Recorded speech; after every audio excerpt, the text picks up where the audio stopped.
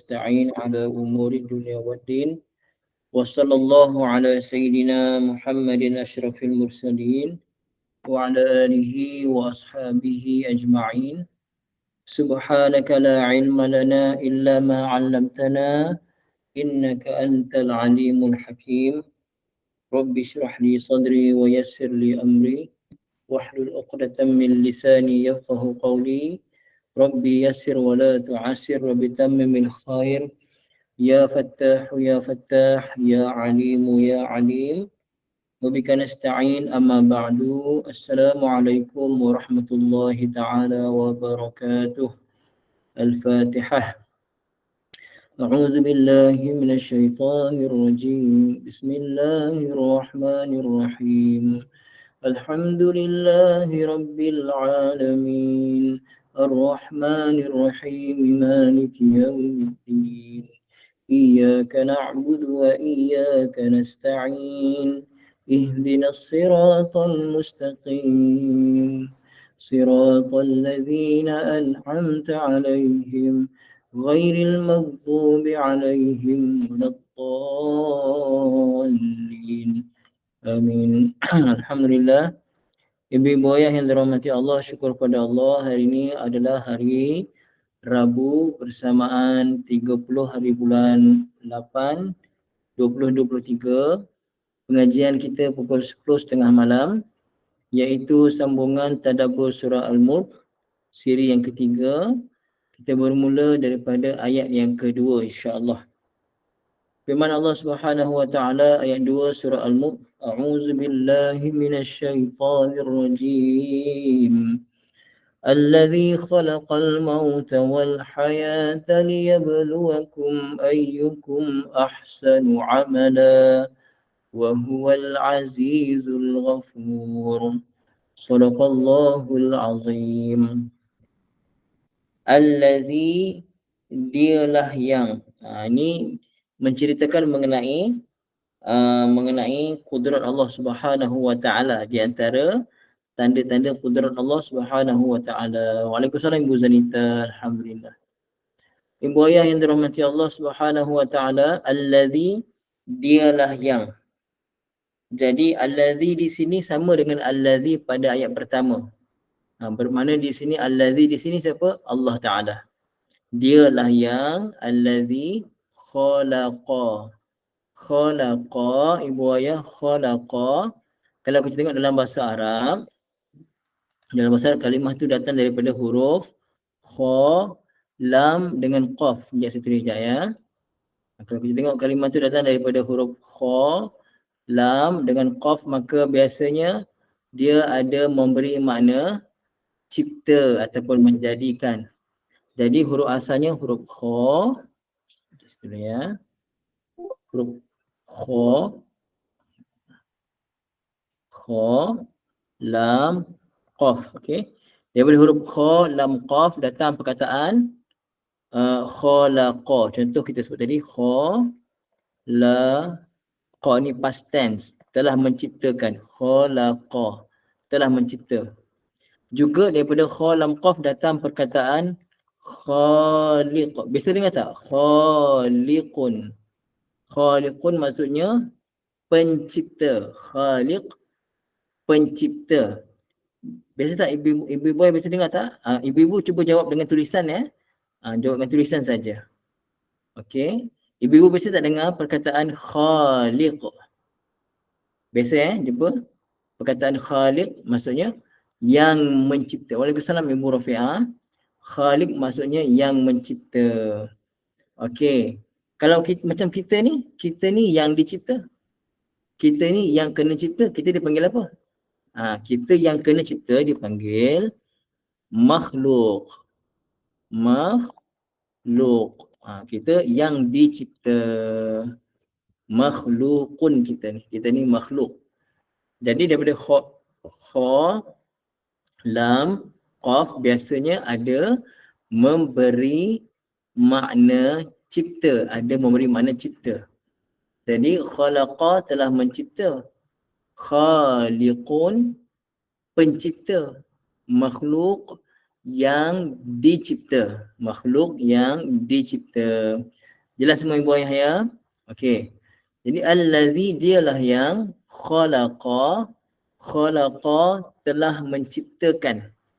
Allah Ta'ala telah menciptakan apa yang Allah Ta'ala telah ciptakan, al-mauta, akan kematian, wal hayata, dan juga kehidupan.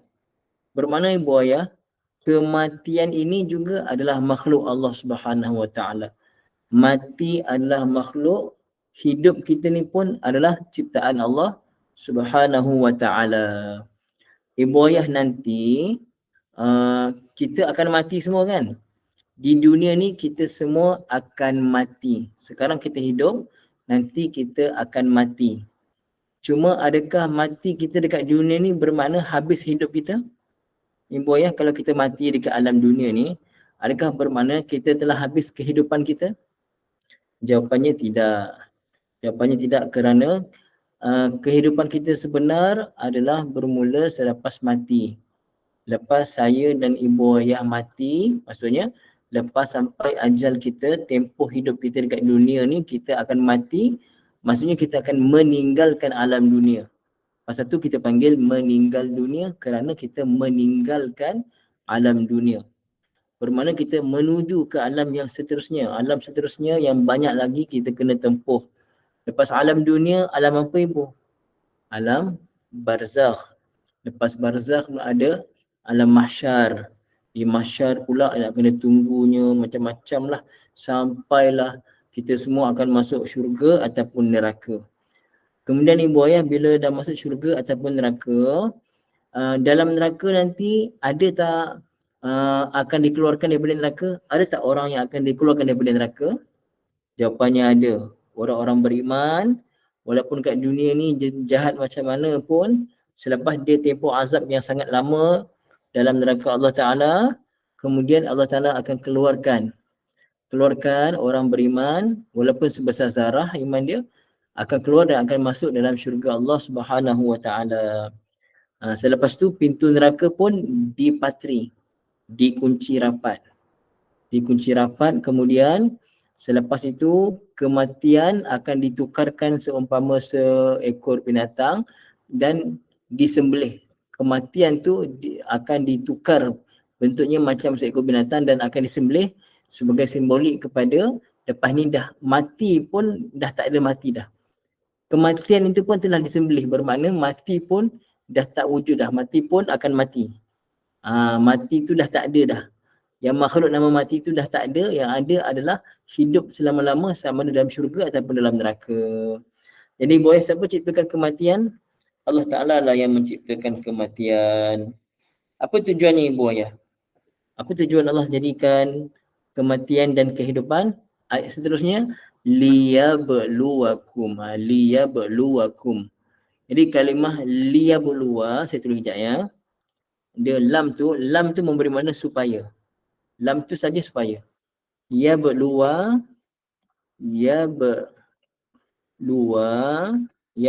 ni datang daripada perkataan bala. Datang daripada perkataan balaun. Datang daripada perkataan bala. Okey. Jadi, ibu ayah, apa dia makna bala? Apa dia makna bala? Kita pun biasa sebut dalam bahasa Melayu, ini adalah bala dari Tuhan. Cuma yang kita faham kalau dalam bahasa Melayu, bala ni nampak macam benda buruk je kan. Sebenarnya bala ni maksudnya ujian ataupun cubaan. Ujian ataupun cubaan. Ibu ayah biasa kalau kat sekolah ataupun anak-anak ibu ayah, kalau ada hari peperiksaan, kita panggil apa dalam bahasa Arab? Hari peperiksaan untuk anak ibu ayah cucu, mereka sedang menghadapi apa? Dalam bahasa Arab disebut apa? Cuba ibu tulis. Kita buat dua hala ya. Imtihana. Ibu Rafi'ah ustazah sekolah, Masya Allah. Betul ibu kan? Imtihan. Okay. Dalam bahasa Arab kita sebut ujian itu imtihan. Imtihan.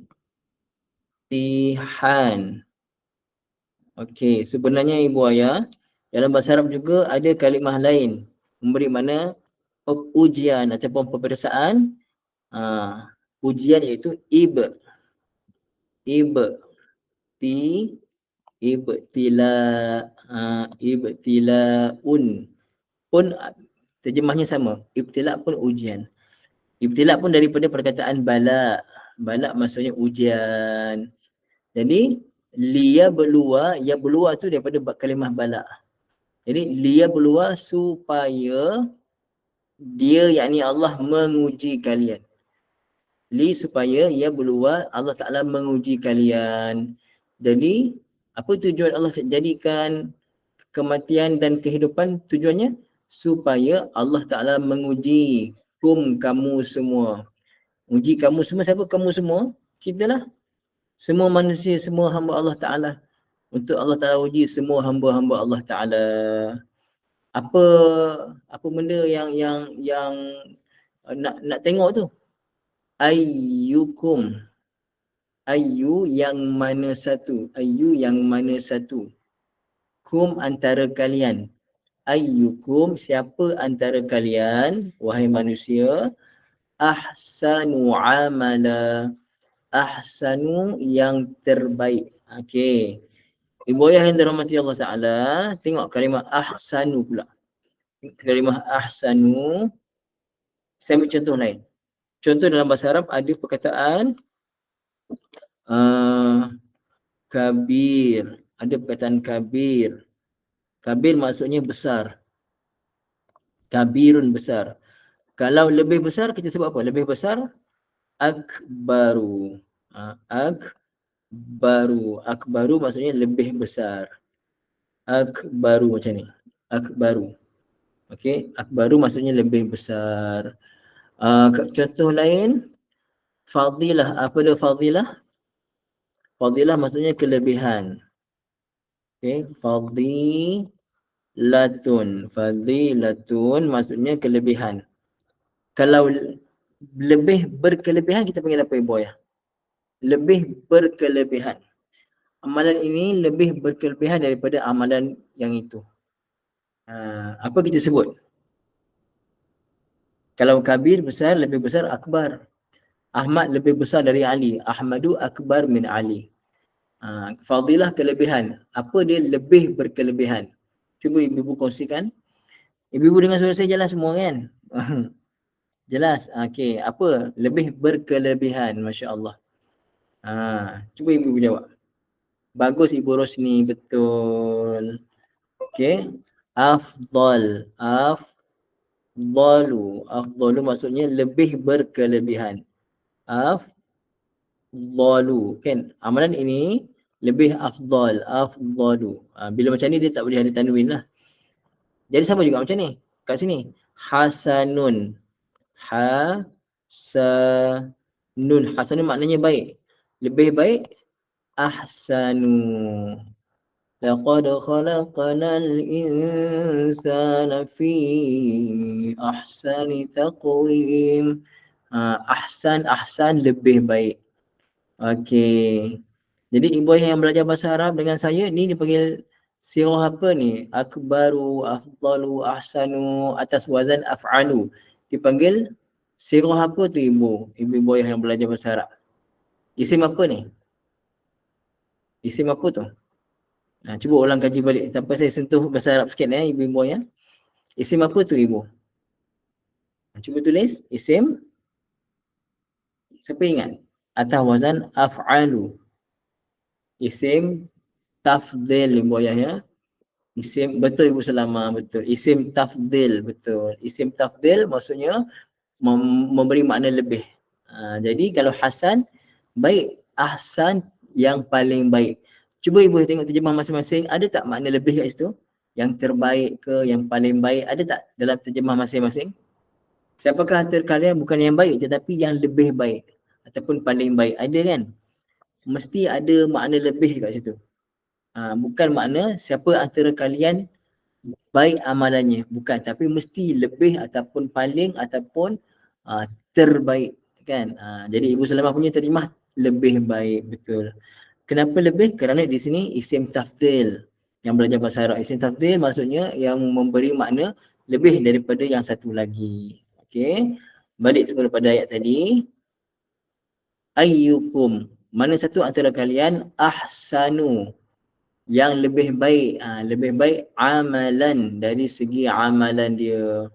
Bermakna ibu ayah, bukan Allah Ta'ala nak tengok kita punya berapa banyak harta kita ada, berapa banyak pangkat, berapa tinggi pangkat kita ada, berapa banyak kereta mewah kita ada, aset yang kita ada. Bukan itu yang Allah Ta'ala pandang. Ahsanu amala, yang lebih baik antara kalian dari segi amalan dia. Dari segi amalan dia. Ibu ayah, apa dia amalan yang paling Allah Ta'ala suka? Amalan yang paling Allah Ta'ala suka adalah yang istiqamah walaupun sedikit je. Amalan yang istiqamah walaupun amalan itu amalan yang sedikit. Apa contoh amalan yang sedikit? Contohnya, ibu-ibu masuk rumah kaki kanan, istiqamah kaki kanan. Bila termasuk kaki kiri, keluar balik masuk ke kanan. Itu amalan yang istiqamah. Itu lebih baik daripada buat amalan yang hebat-hebat, yang besar-besar tapi tak istiqamah. Saya cakap ni pesan untuk diri sendirilah ibu ayah ya. InsyaAllah. Jadi allazi dialah Allah Ta'ala yang khalaqa, telah menciptakan al-mauta, kematian, wal hayata, dan kehidupan. Apa tujuan? Li, supaya ya berluar, dia menguji kum, kalian semua. Apa ujiannya? Apa matlamatnya? Ayyukum, ayyu, yang mana satu, kum, kalian semua, yang mana satu antara kalian semua, ahsanu, yang paling baik, amala, dari segi amalan dia. Dari segi amalan dia. Kemudian wahuwal azizul ghafur. Okey. Wahuwa, dan dia yakni Allah Ta'ala Al-Aziz. Al-Aziz, apa dia maksud Al-Aziz? Al-Aziz maksudnya Allah Ta'ala itu maha kuat, maha perkasa. Tak ada siapa pun boleh kalahkan Allah Ta'ala. Tak ada siapa yang boleh melemahkan Allah Ta'ala. Itu makna Al-Aziz. Al-Aziz maksudnya dia maha perkasa, dia maha hebat, dia maha kuat, dia maha gagah. Cuba tengok terjemah ibu ayah apa dia Al-Aziz, mesti makna lebih kurang macam tu. Apa makna Al-Aziz? Cuba kongsikan terjemah yang ada dalam Quran, terjemah ibu ayah. Ni kalau kita belajar tadabbur, ibu ayah wajib ada Quran terjemah. Maha perkasa, nampak semua terjemah maha perkasa, betul? Maha perkasa tu maha gagah lah. Maha gagah, maha perkasa. Cantik semua terjemah maha perkasa. Al-Aziz, yang maha perkasa. Jadi ibu ayah, biasanya kalau orang yang nampak perkasa, kalau manusia lah, manusia yang perkasa, yang gagah, biasanya dia tu macam mana ibu ayah? Garang ke lembut? Biasanya lah. Manusia yang perkasa ni dia gagah, dia panglima. Kalau manusia lah, apa sifat dia? Sifat dia garang, sifat dia tegas, bengis, kan? Allah Ta'ala dia Al-Aziz, dia maha perkasa. Tapi masa yang sama dia juga Al-Ghafur. Al-Ghafur lagi maha pengampun. Allah Ta'ala walaupun dia maha perkasa, masa yang sama Allah Ta'ala juga maha pengampun. Allah Ta'ala sangat mudah mengampunkan hamba-hamba dia. Ibu ayah yang dirahmati Allah Ta'ala, kalau satu orang dia buat dosa besar, satu hari tu dia buat dosa besar, lepas tu dia taubat pada Allah. Allah terima tak taubat dia? Dia insaf, dia sedar, dia buat dosa, dia minta maaf pada Allah, minta ampun, Allah ampun tak? Allah terima ibu ayah. Dosa dia setinggi gunung ke, seluas lautan, dia satu hari tu dia buat dosa besar, dia sedar, dia taubat, kemudian dia terbuat lagi dosa besar yang sama, taubat lagi, kemudian dia lalai lagi, setan tipu dia terbuat lagi dosa besar yang sama, sampailah katakan sampai 100 kali dosa besar yang dia buat.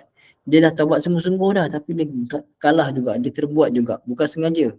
Dia memang kalah dengan ujian Allah Ta'ala tu. Contohnya macam tu. Jadi Habib Omar bin Hafiz Allah Ta'ala beritahu, dia pesan, kita ni walaupun dosa kita buat dosa yang sama sampai 100 kali sehari pun, tetap kita kena taubat pada Allah Ta'ala, kerana Allah Ta'ala sentiasa ampunkan dosa. Cuma bimbang ketika mana kita buat dosa tu kita mati, tu kita kena takutlah kat situ. Saya cakap ni untuk diri saya dululah ibu ya. Jadi wahuwa, dan Allah Ta'ala itu, dan dia Al-Aziz, dia maha perkasa. Masa yang sama dia juga maha pengampun. Maksudnya al-kathirul maghfirata wasatra li dhunubi man taba. Allah Ta'ala Maha Pengampun, Allah terima taubat orang-orang yang berdosa tapi dia bertaubat pada Allah dan dia kembali pada Allah setelah dia memaksiati Allah, dia langgar perintah Allah, dia kembali pada Allah. Fahuwa subhanahu ma'a kaunihi azizan mani'an yaghfiru wa yarham. Tafsir bagi tahu Allah Ta'ala di samping dia Maha Perkasa, dia juga Maha Pengampun lagi Maha Penyayang. Wa ya'fu wa yasfah. Allah Ta'ala juga Maha Pemaaf dan Maha bertoleransi. Maha mengampunlah. Jelas ibu ya. Sebagaimana firman Allah Ta'ala dalam surah Al-Hajr ayat 49 hingga 50, firman Allah Ta'ala, A'udzubillahi minasyaitonirrajim. Nabbi ibadi anni anal ghafurur rahim wa anna azabi huwal azabul alim. Sadaqallahul azim. Nabbi ibadi, khabarkan kepada hamba-hambaku wahai Muhammad. Khabarkan pada Kamil, pada ibu-ibu semua, khabarkan pada semua hamba-hambaku anni, bahawasanya aku ni wahai hambaku, aku ni yakni Allah Ta'ala, anni tu dah ada bahawasanya aku. Allah datangkan lagi ana, anni ana, bahawasanya aku ini al-ghafur, maha pengampun, ar-rahim, lagi maha penyayang. Bukan setakat pengampun, Allah Ta'ala juga dalam ampunkan tu, ampun dalam sayang pada kita semua. Tapi masa yang sama, wa anna azabi, tapi ingat, wa anna sesungguhnya azabi, azabku, huwal azabul alim, dia adalah azab yang sangat-sangat pedih. Ibu ayah, azab neraka, azab yang sangat pedih. Azab paling kurang dalam neraka dipakaikan terompah dekat kaki, kemudian menggelegak sampai ke mana ibu ayah? Menggelegak. Pakai terompah dari neraka dekat kaki tu, menggelegak sampai ke mana? Sampai ke otak, wal'ayazubillah ibu ya, sampai ke otak menggelegak. Itu azab yang paling ringan. Azab Allah Ta'ala sangat pedih ibu ayah ya. Jadi kita sama-sama kena takut pada azab Allah Ta'ala. Masa yang sama kita harap kepada keampunan Allah Subhanahu Wa Ta'ala. Jadi pada malam ni ibu ayah kita sama-sama tadi kita bincangkan tafsir ayat yang kedua daripada surah Al-Mulk. Ini siri yang ketiga tadabbur kita. Malam ni kita baca ayat yang kedua daripada surah Al-Mulk. Adakah malam ni ibu-ibu yang dapat manfaat daripada tafsir yang dibaca? Saya hanya baca daripada kitab ya. Bukan saya mengajar, kita terjemahkan saja. Boleh ibu yang dapat ya. Mudah-mudahan kita semua dapat buat amalan, dapat jadi hamba Allah Ta'ala yang terbaik, iaitu yang paling baik amalan dia. Dan saya dan ibu ayah hari-hari kembali pada Allah Ta'ala, insya-Allah ya. Setakat itu saja ibu ayah. Aqulu qawli hadza wa astaghfirullahal azim li wa lakum. Bismillahirrahmanirrahim. Alhamdulillahirabbil alamin.